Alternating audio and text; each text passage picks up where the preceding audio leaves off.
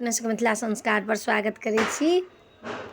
नहाय खायके विधि लऽ कऽ एलहुँ हँ। देखियौ सम्पूर्ण विधि देलहुँ हँ, नहाय खायके विधि लऽ कऽ एलहुँ हँ।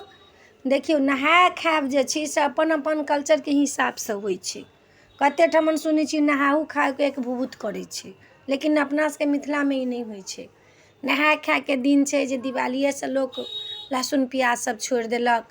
नहाय खायके दिन अहाँ नहाउ धोउ, तखन बासमती चाउरके भात बनाउ। चूल्हिपर कतेक लोक बनबै छै, कतेक लोक गैसेपर बनेलक। बासमती चाउरके भात बनाउ, सजमनिके तरकारी बनाउ, चनाके दालि बनाउ, सन्धा नमक धऽ कऽ बनाउ। ई नमक धऽ कऽ नहि बनाउ, सन्धा नमक धऽ कऽ बनाउ, घीमे बनाउ।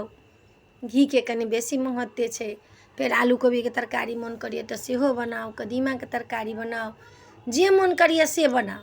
आओर ओहि दिन बनाउ आ भात सबके कनि कनि दियौ। नहाय खायके दिन खाना बँटाइ छै, भोजन बँटाइ छै।